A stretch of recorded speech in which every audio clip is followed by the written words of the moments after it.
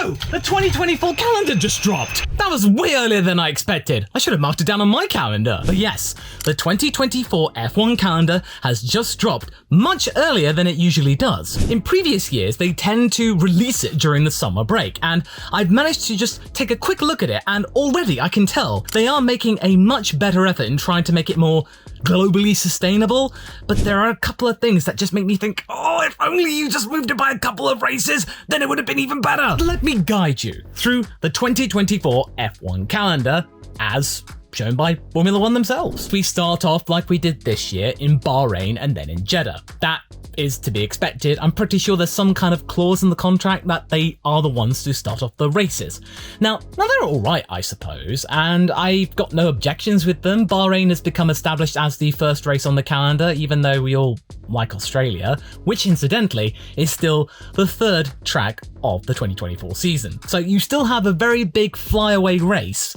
I really think they could have done better in that regard, and I actually gave it a go for myself on my dream calendar. I can leave the link up top. But then they're actually making a really interesting effort, and they're going to Japan. So they're going to Suzuka. Instead of October, it's going to be April. So the rumors about the local Japanese governor of the Suzuka region were true. Indeed, they were actually pushing for Formula One to have the race in April, and there you go. And then immediately you hop over from Japan to China, and that is much more sustainable. I like that. But then you kind of go backwards on yourself, so we go to Miami, and where do you expect to go then if you're in Miami? Canada? No, we're going to Imola, and that is the thing I'm really annoyed about. I know that a lot of people in the comments have said there might be something to do with the weather in Canada, that might be why we can't jump from Miami to Canada, but still, it's May, and I'm pretty sure that in May, Montreal's all right to actually run a race. I mean, if anyone from Montreal's actually watching, do let me know if it'd be sustainable. But indeed, we go to Imola, then Monaco, and then back to Montreal sometime in June. Then of course, there's not really much of an issue because we have the European races. So here we go to Spain, then Austria, then the UK, then Hungary, Belgium, Zandvoort, and then Monza. That pretty much wraps up the entire European leg. And if you're wondering about triple headers, there are indeed 2 of them, but they are relatively spaced out. Rounds 10, 11, and 12 are, as well as rounds 19, 20, and 21. So we then go from the last European race, which is Monza, to Baku.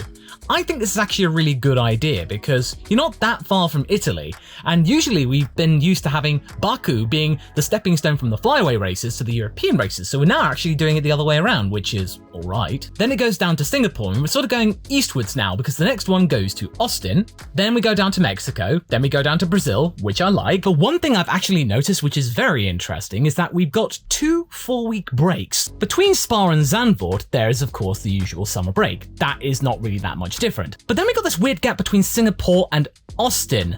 That's a month as well. 4 weeks? What? So that means we'll only have had 4 races before we then have another 1 month break. What? That's really weird. Not to mention, there are 24 races now, so this is very much a record now in terms of actual races. But then again, I wouldn't be surprised if China gets dropped because that's been very tumultuous over the years. That wouldn't really surprise me. And then in terms of its place on the calendar, Imola has actually been moved forward a little bit. It's not in early May, it's sort of like mid-May, so less likely to have any rain issues, but you never know, the weather could easily change. There are 2 triple headers, there are quite a few back-to-backs, and then also there's that 4-week break. So, why do we need that? I mean, is it trying to be sustainable? But, Singapore to Austin.